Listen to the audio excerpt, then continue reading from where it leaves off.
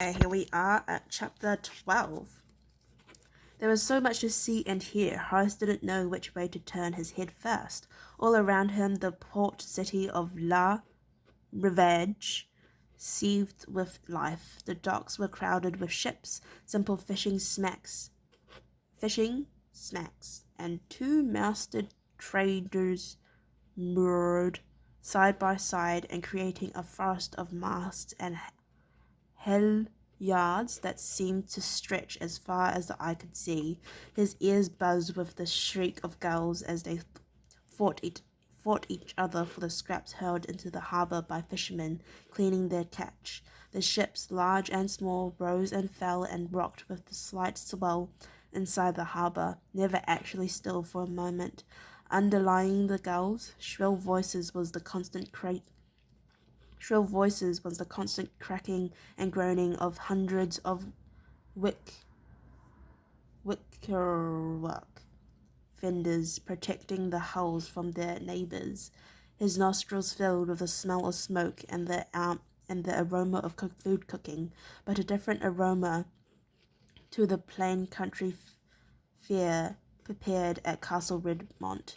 Here there was something extra to the smell, something exotic and exciting and foreign, which was only to be expected, he thought, as he was setting foot in a truly foreign country for the first time in his young life. He travelled to Celtica, of course, but that didn't count. It was really just an extension of Ireland. This was so different. Around him voices were raised in anger or amusement, calling to each other, insulting each other, laughing with each other, and not a word of the outlandish tongue could he understand. He stood by the quay where they had landed, holding the bridles of the 3 horses while Holt paid off the master of the tubby little freighter that had transported them across the narrow sea, along with a reeking cargo of hides bound for the tanners here in Gallica. After 4 days in close proximity of the stiff piles of animal skin, Horace found himself wondering if he could ever wear anything made of leather again.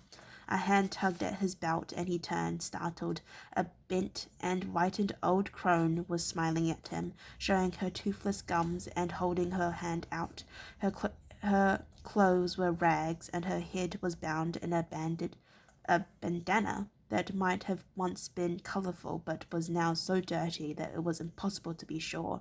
She said something in the local language, and all he could do was shrug. He had no money anyway, and obviously the woman was a beggar. Her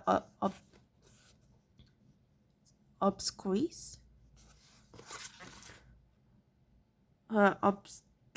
smile faded to a dark scowl, and she spat a phrase at him. Even without any knowledge of the language, he knew it wasn't a compliment. Then she turned and hobbled away, making a strange crisscross gesture in the air between them. Horace shook his head helplessly. A peal of laughter distracted him, and he turned to see the trio of young girls, perhaps a few years older than himself, who had witnessed the exchange between him and the old lady. He gaped. He couldn't help himself. The girls, all of them extremely attractive, it seemed to him, were dressed in outfits that could only be described as excessively skimpy. One wore a skirt so short that it ended well above her knees. Now the girls gestured at him again,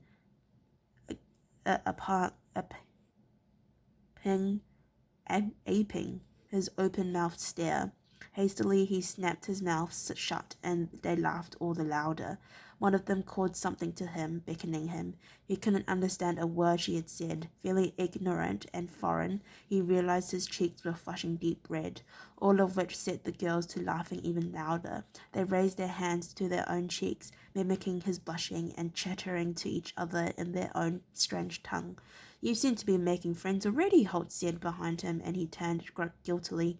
The ranger, Horace could never think of Holt as anything else, was regarding him and the 3 girls with a hint of amusement in his eyes. "You speak this language, Holt?" he asked. Strangely, he realized, he wasn't surprised by the fact. He had always assumed that rangers had a wide variety of arcane skills at their disposal, and, so far, events had proved him to be right. His companion nodded. Enough to get by, he replied evenly, and Horace gestured as inconspicuously as he could manage to the three girls.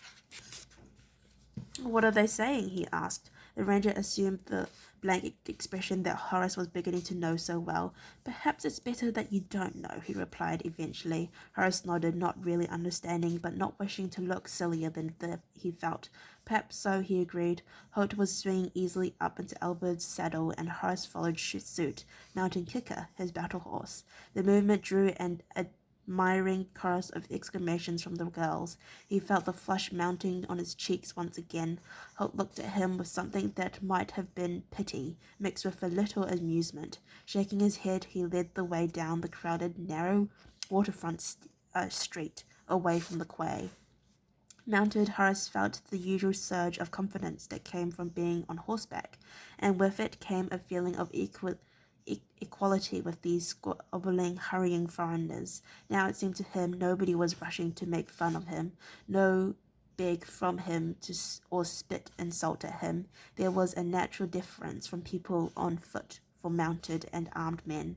It had always been that way in Ireland, but here in Gallica there seemed to be an extra edge of it. People here moved with greater alacrity to clear the path for the two horsemen and the sturdy little pack horse that followed them. It occurred to him that perhaps the rule of law in Gallica was not quite so even-handed as in his home country. In Ireland, people on foot deferred to mounted men as a matter of commonness.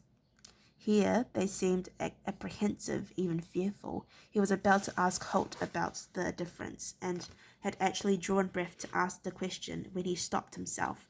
Holt was constantly chiding him for his questions, and he was determined to curb his curiosity. He decided he would ask Holt about his suspicions when they stopped for the noon meal. Pleased with his resolution, he nodded to himself. Then another thought occurred, and before he could stop himself, he had begun the prelude of yet another question. Halt, he said diffidently. He heard a deep sigh from the short, slightly built man riding beside him. Mentally, he kicked himself. I thought you must be coming down with some illness for a moment there, Holt said, straight-faced. It must be 2 or 3 minutes since you've asked me a question. Committed now, Horace continued. One of those girls, he began, and immediately felt the ranger's eyes on him. She was wearing a very short skirt. There was the slightest pause. Yes, Holt prompted, not sure where this conversation was leading. Horace shrugged uncomfortably. The memory of the girl and her sharp, shapely legs was causing his cheeks to burn with embarrassment again. Well, he said uncertainly, I just wondered if that was normal over here, that's all. Holt considered the serious young face beside him. He cleared his throat several times. I believe that sometimes Gallica girls take jobs as couriers, he said.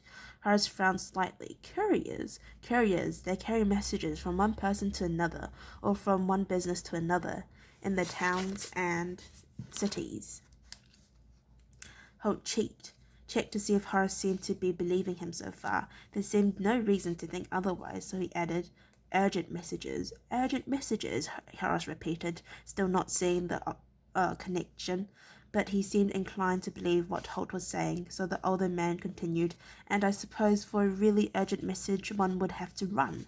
Now he saw a glimmer of understanding in the boy's eyes. Horace nodded several times as he made the connection. So the short skirts, they'd be to help them run more easily, he suggested. Holt nodded in his turn. It would certainly be a more sensible form of dress than long skirts, if you wanted to do a lot of running. He shot a quick look at Horace to see if his gentle teasing was not being turned back on himself, to see if, in fact, the boy realized Holt was talking nonsense and was simply leading him on.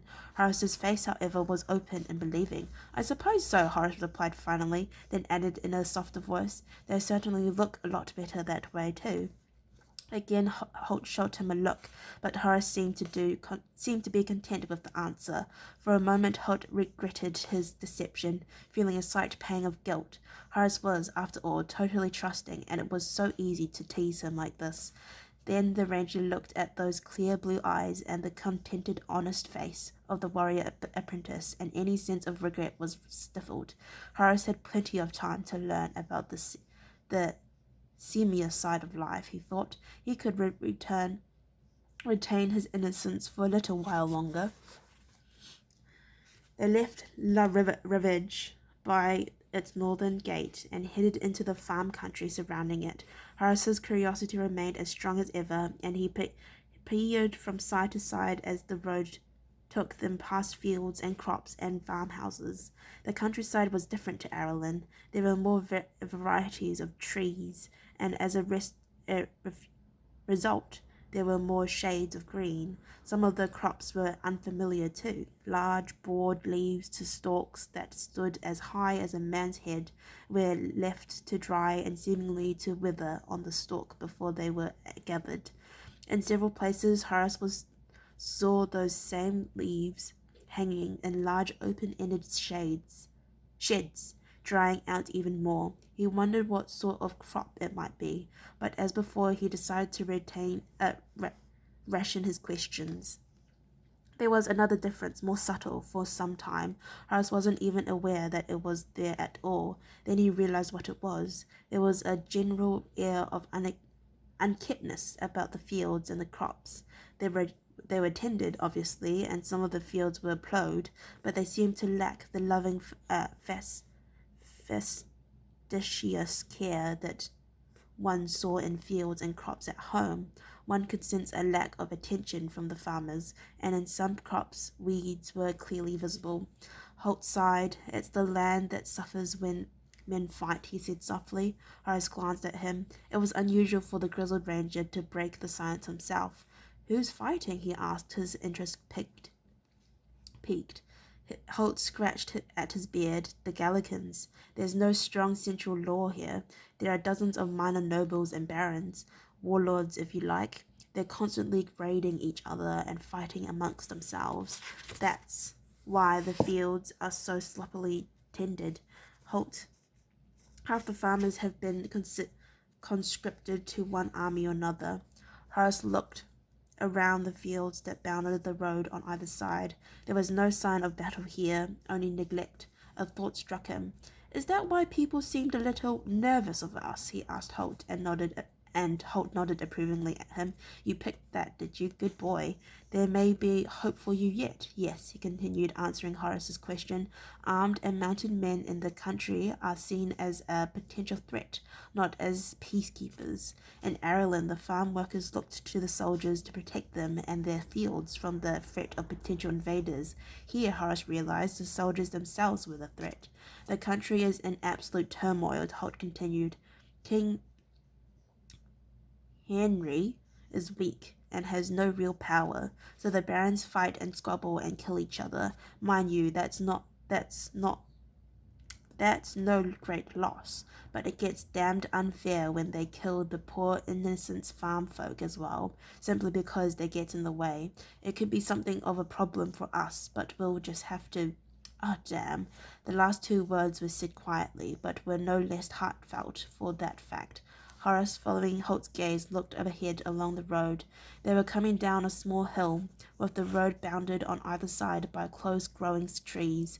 At the foot of the hill a small stream ran through the fields, and between the trees, crossed by a stone bridge, it was a peaceful scene, normal enough, and quite pretty in its own way. But it wasn't the trees, nor the bridge, nor the stream that had drawn the quiet expletive from Holt's lips. It was the armed, mounted warrior who sat his horse in the middle of the road, bearing the way.